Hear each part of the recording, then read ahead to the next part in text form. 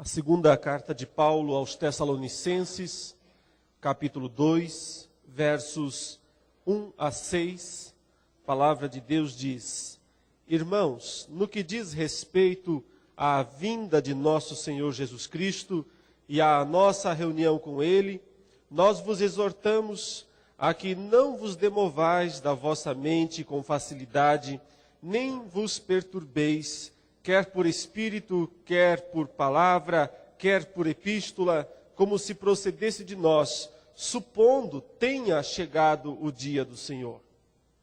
Ninguém de nenhum modo vos engane, porque isto não acontecerá sem que primeiro venha a apostasia e seja revelado o homem da iniquidade, o filho da perdição, o qual se opõe e se levanta contra tudo que se chama Deus ou é objeto de culto, a ponto de assentar-se no santuário de Deus, ostentando-se como se fosse o próprio Deus. Não vos recordais de que ainda convosco eu costumava dizer-vos estas coisas?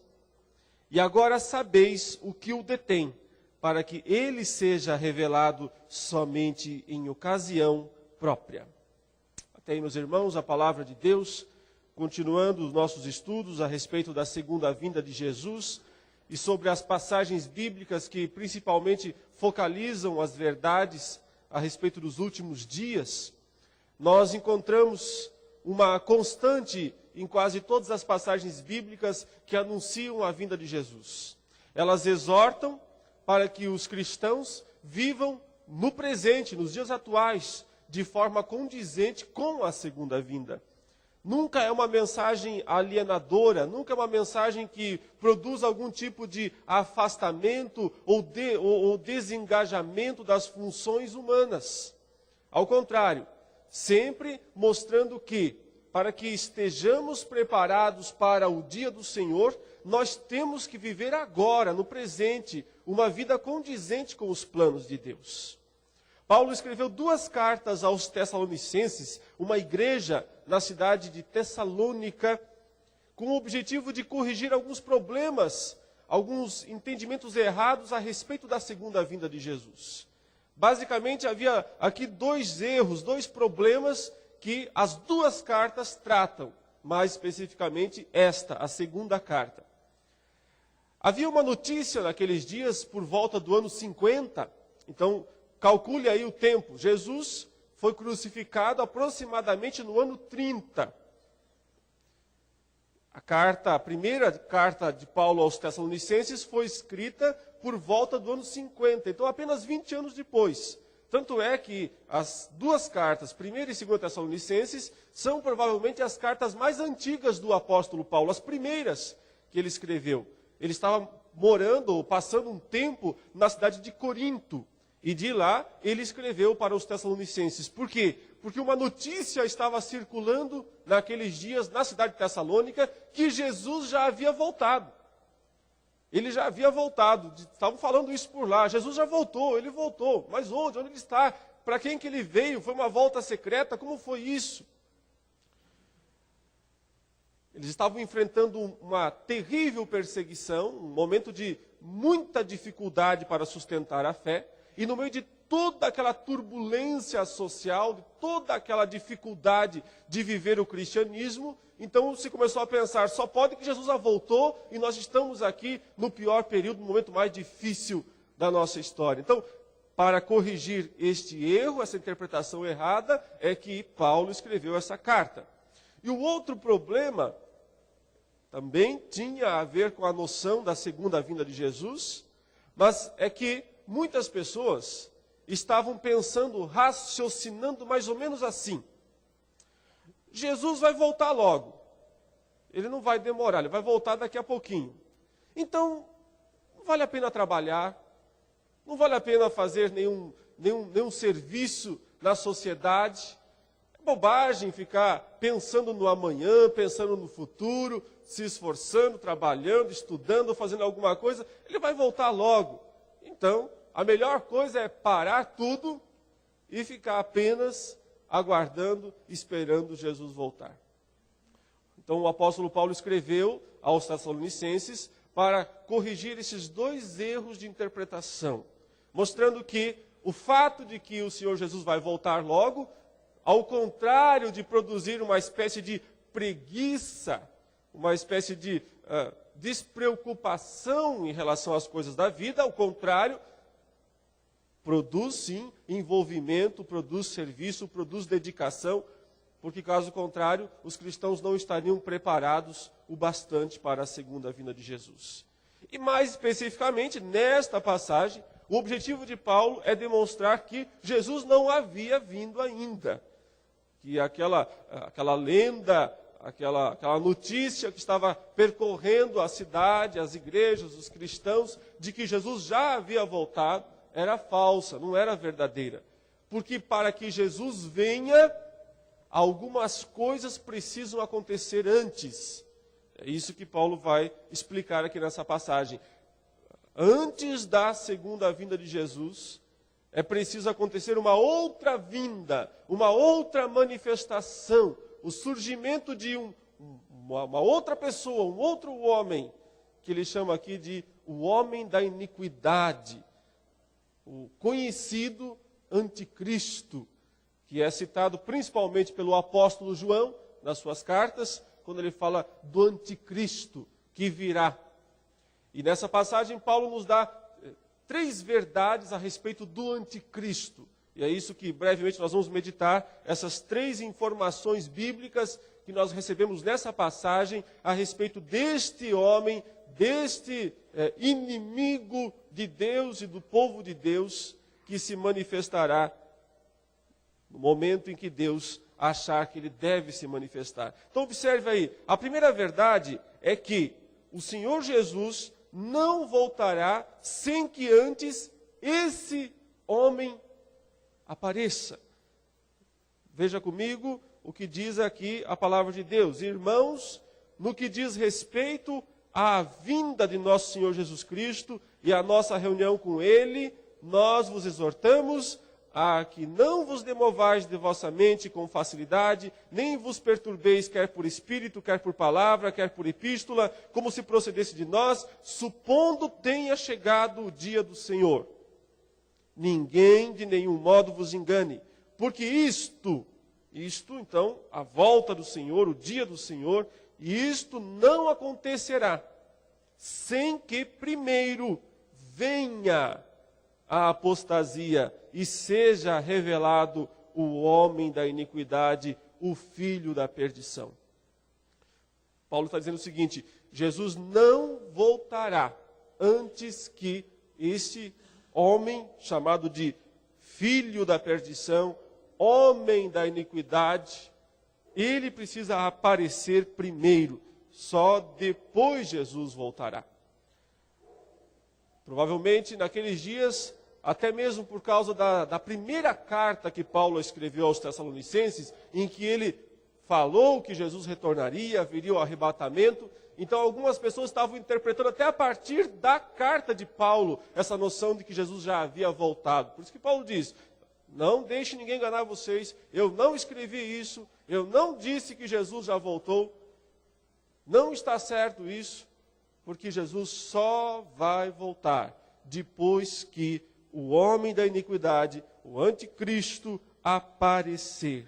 Irmãos, os propósitos misteriosos de Deus, ele decidiu que os tempos que antecedem a volta do Senhor sejam tempos terríveis.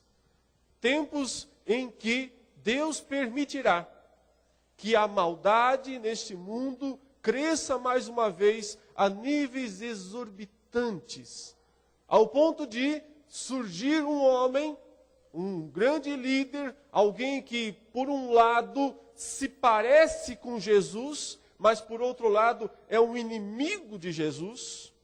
Então, ele tanto combate Jesus, como tenta se fazer passar por Jesus, esse filho da perdição, esse homem da iniquidade.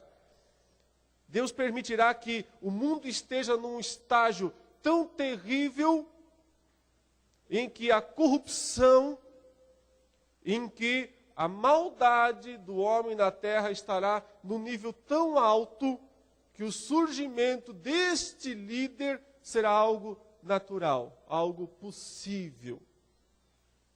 Por isso, a palavra de Deus não nos dá muitas esperanças em relação a esse mundo. Sim, claro, esse mundo será transformado, vai haver uma nova terra, um novo céu, aí sim há esperança. Mas antes disso, não. Antes de acontecer essa grande transformação que só Deus pode realizar, nós não podemos ter esperança nesse mundo, achar que esse mundo vai melhorar, que esse mundo, em algum momento, vamos ter bons governantes, vamos ter bons líderes, o progresso tecnológico, o progresso científico, o progresso educacional, isso vai tornar o ser humano melhor, vai tornar o mundo melhor, e nós vamos ter um período de paz e prosperidade mundial. Não há razão para esperar algo nesse sentido. O que se pode esperar é uma piora, um acréscimo do mal na sociedade. Por quê? Porque o mundo precisa ser preparado para a vinda do anticristo. E o anticristo precisa vir para que Jesus venha depois. Enquanto ele não aparecer, Paulo diz, Jesus não voltará. Primeiro precisa aparecer o anticristo. Deus dará a última oportunidade para que as forças do mal tenham liberdade na terra. Deus permitiu isso em alguns momentos, em alguns períodos da história. O pior deles foi aquele período descrito em Gênesis capítulo 6, em que a Bíblia diz que a maldade do homem havia se multiplicado na terra, ao ponto de que era continuamente mal todo o desígnio do coração humano. Essa expressão é fortíssima. Todo o desígnio do coração humano era continuamente mal. E então Deus decidiu exterminar com a raça humana através do dilúvio. É assim que a palavra de Deus relata os acontecimentos daquele período. O que se pode esperar, portanto, é uma volta àquele estágio em que o mundo se torna, mais uma vez, absolutamente corrupto. Note bem, corrupto sempre foi, pecado sempre houve, maldade sempre houve na terra. O que estamos falando é de uma multiplicação disso, de uma intensificação destas coisas, que é o reino do anticristo, preparar o reino para o aparecimento do anticristo. Observe como é que a palavra de Deus descreve esse personagem que está sendo aguardado, que está sendo esperado. Usa algumas expressões para descrever que ele é uma espécie de encarnação do mal. Essa é a segunda verdade a respeito do anticristo. A primeira é que ele tem que vir primeiro. Ele precisa aparecer para que depois Jesus apareça. A segunda verdade a respeito dele é que ele é uma espécie de encarnação do mal. E nisso ele já é uma espécie de paródia de Jesus. Porque Jesus é a encarnação de Deus. Ele é o Filho de Deus, que se torna homem para viver uma vida de absoluta justiça, santidade e redenção dos pecadores. Esse homem é uma paródia de Cristo. Ele é a encarnação, mas a encarnação do mal, com o objetivo de viver todo o mal na plenitude da depravação que é possível, para por fim trazer a destruição. Então é o oposto. Por isso, a ideia de anticristo. Veja aqui as palavras que o texto bíblico usa para descrever este ser, esse personagem. Diz que ele, por si só, vai revelar a apostasia, diz o texto. Ele vai encabeçar esse movimento chamado de apostasia. Vai ser o líder dos apóstatas. Queridos, os apóstatas não são os homens perdidos do mundo. Uma pessoa que nunca conheceu a Cristo, uma pessoa que nunca esteve envolvida com a igreja, essa pessoa nunca poderá ser um apóstata. Ela nunca vai cometer apostasia, porque apostasia é renegar a fé. Apostasia é um ato de renegar a fé. Quem nunca teve fé não pode ser um apóstata. Quem nunca esteve na igreja, quem nunca se envolveu com a palavra de Deus, com Cristo, não pode ser um apóstata. Ele é um perdido por outras razões. Apostasia quer dizer um repúdio do evangelho verdadeiro. Isso aqui diz respeito à igreja. Diz respeito aos cristãos. Quer dizer que no tempo final acontecerá um grande movimento de apostasia, uma debandada geral. Os cristãos vão abandonar a fé. Isso é o que é terrível. Note que Jesus disse que por se multiplicar a iniquidade, Mateus 24, o amor se esfriará de quase todos. Ele está falando dos seus discípulos. Aumenta o mal no mundo. O mundo se torna corrupto até o limite. Em contrapartida, o povo de Deus esfria no amor. O povo de Deus se torna sem amor. E quando não há amor, há apostasia. Apostasia não quer necessariamente dizer que alguém precisa sair da igreja e nunca mais voltar para a igreja. Não, é simplesmente um repúdio do coração e da mente às verdades do Evangelho. Portanto, podem haver igrejas apóstatas, mega igrejas apóstatas. Todo mundo, milhares de pessoas seguindo um cristianismo, mas um cristianismo falso. Isso também é apostasia. Da mesma maneira, esse personagem, ele vai encabeçar, ele vai liderar, ele vai ser o líder máximo desse grande movimento de apostasia, de abandono da fé verdadeira, de repúdio à mensagem do Evangelho, à mensagem salvadora da cruz de Cristo. É isso o que o texto diz que nós devemos esperar, porque isso vai acontecer. Ele será o líder da apostasia. Quando vem a apostasia, então ele lidera esse movimento e ele se revela, diz o texto, e seja revelado o homem da iniquidade. Ele recebe aqui um título que é dos mais terríveis que pode existir. Homem é um bom título. Quando Deus criou o mundo, ele criou o homem, que o ser humano, a sua imagem e semelhança. Homem é um título de honra na palavra de Deus. Mas observe que esse homem tem um outro título que estraga tudo isso. Ele é o homem da iniquidade. Ele é o representante da iniquidade. Ele é o senhor da iniquidade. Iniquidade quer dizer tudo aquilo que é contrário a Deus e à sua palavra e aos seus propósitos. Tudo aquilo que ofende, tudo aquilo que se desvia da vontade de Deus, da palavra de Deus. O outro título que diz é o filho da perdição. Observe como homem é um título aplicado a Jesus. Filho também, aliás, ele é o filho do homem.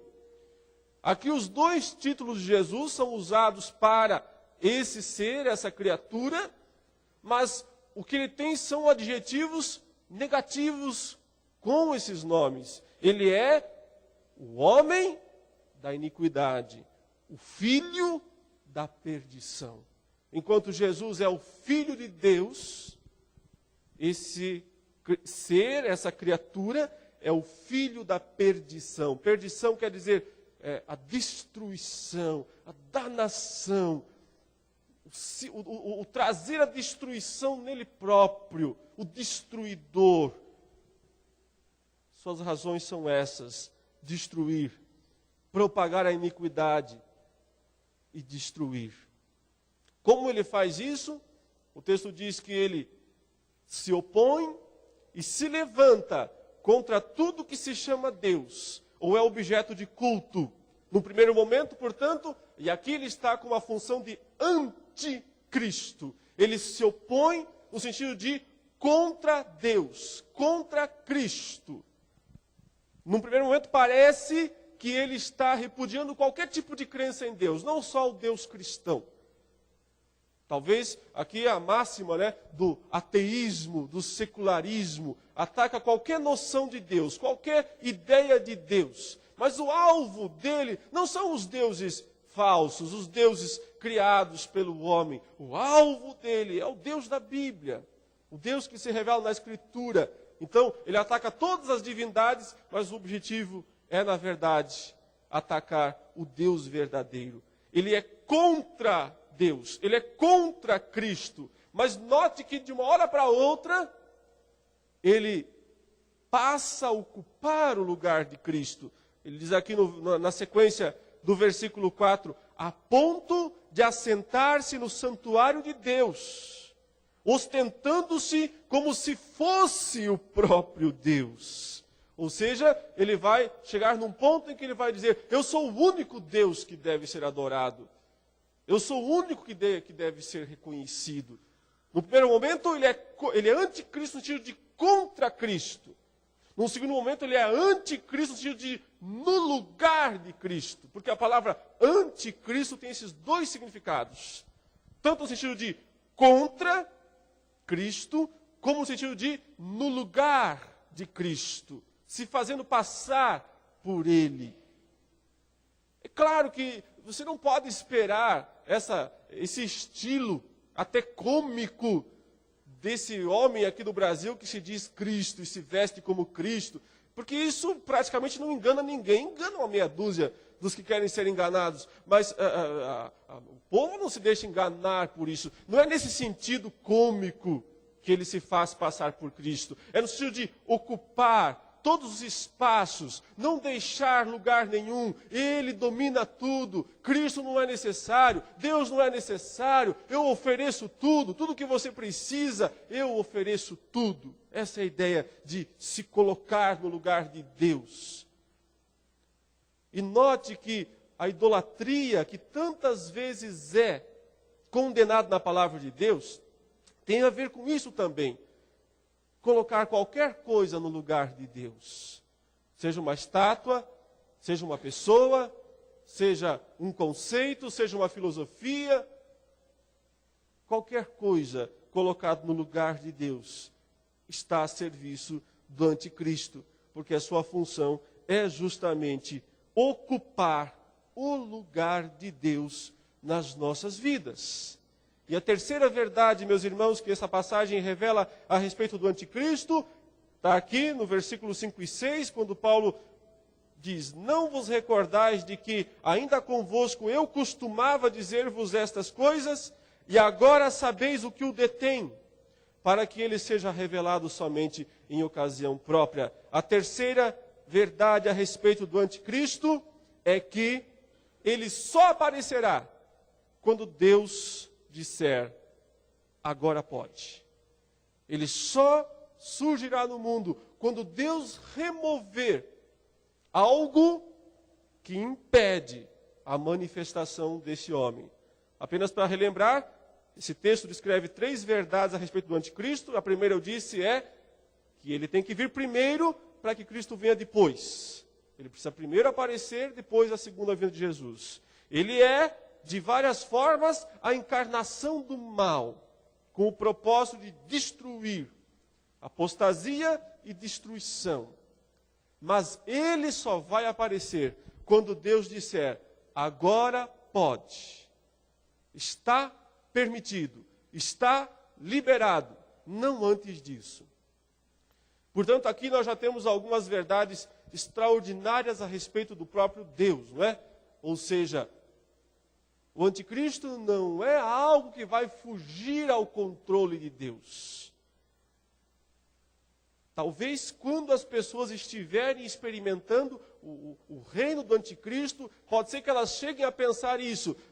Não há mais qualquer noção de Deus no mundo. Deus não tem mais controle nenhum sobre o mundo. O mal se tornou tão dominante nesse mundo que não dá mais para esperar nada. Mas não é verdade isso. Deus continua sendo o soberano. Ele continua determinando os eventos futuros, os acontecimentos. Significa que, por razões misteriosas dele, ele resolveu permitir que o mal tenha uma oportunidade, uma chance de alcançar um crescimento exorbitante na terra por um período definido. Começa aqui, termina aqui. É isso. O consolo para a igreja está nesse controle de Deus. Sim, nesse período em que Deus diz, começa aqui, até que ele diga, termina aqui, esse período será terrível. Absolutamente terrível. Mas ele tem um começo e tem um fim. E antes que Deus diga, comece, não vai começar. Na história, vários homens chegaram a momentos em que se pensava, ele deve ser o anticristo. Um exemplo desses foi aquele imperador francês, o Napoleão Bonaparte. Ele deve ser o anticristo pelo crescimento e tal, mas daqui a pouco ele cai. Não, não é. Ainda no século XX, nós tivemos o famoso caso de Hitler. Também tinha todas as características de um anticristo.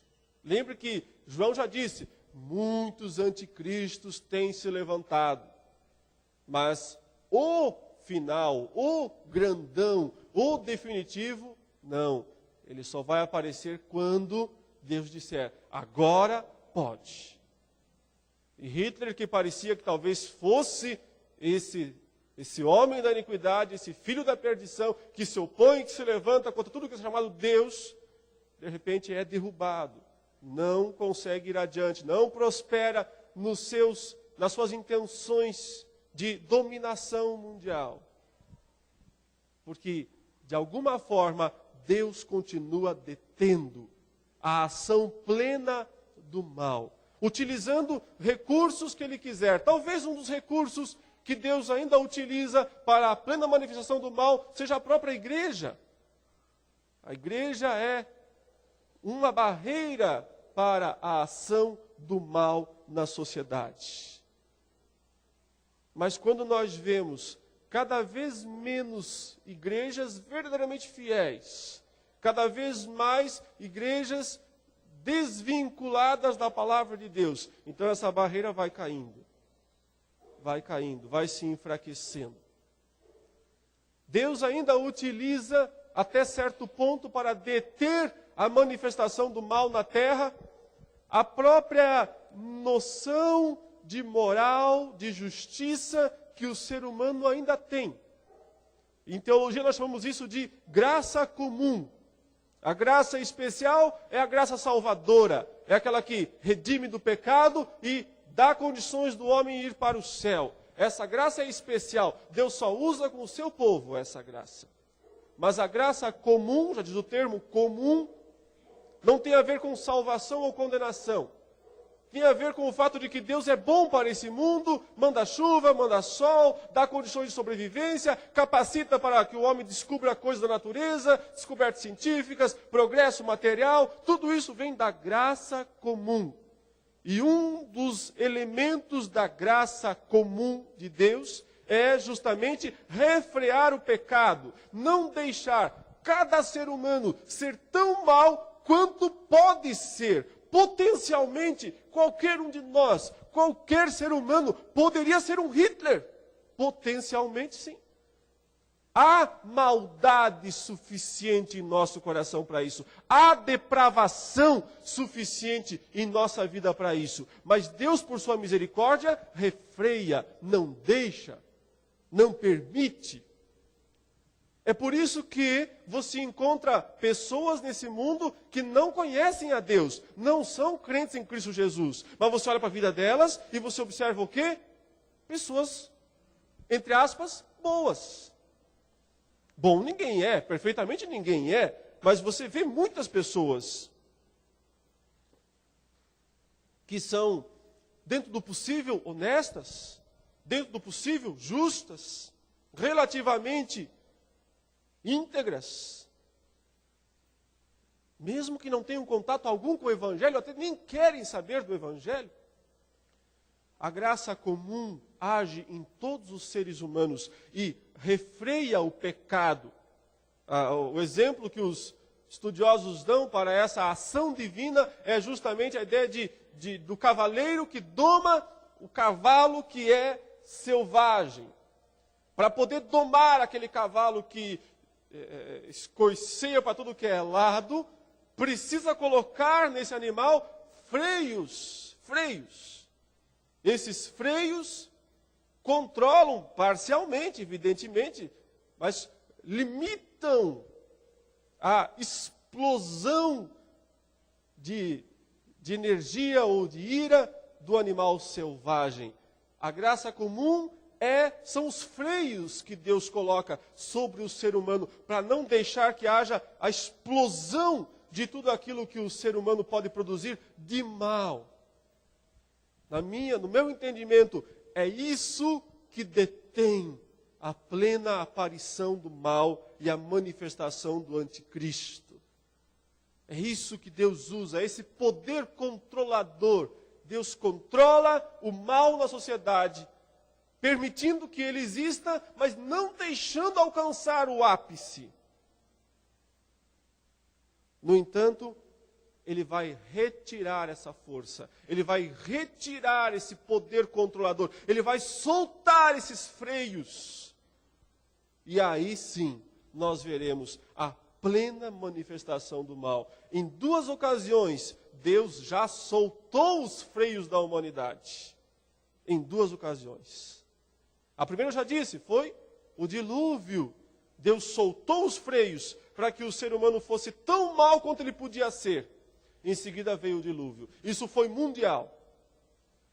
A segunda ocasião foi localizada em 2 cidades chamadas Sodoma e Gomorra, onde novamente Deus soltou os freios e deixou com que aquelas cidades fossem tão más, tão ímpias, quanto poderiam ser. E note, nos 2 casos, no dilúvio e em Sodoma e Gomorra, em seguida veio a destruição.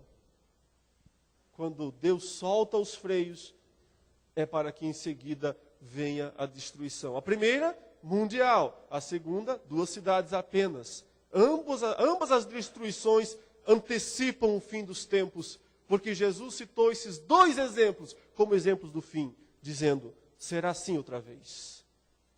Como nos dias de Noé, será nos dias do Filho do Homem. Como nos dias de Ló estava em Sodoma e Gomorra, será nos dias do Filho do Homem. Portanto, queridos, olhando para os dias atuais, o que nós vemos é um claro afrouxar-se do freio de Deus. Deus está, sim, afrouxando o freio que Ele mesmo pôs na sociedade.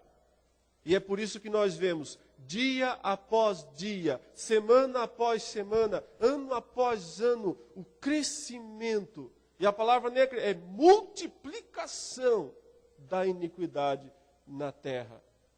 Porque eu acredito, Deus está permitindo que esse mundo chegue no ponto apropriado para que haja a apostasia, para que apareça o anticristo, para que ele encabece um movimento mundial contra Deus e sua palavra.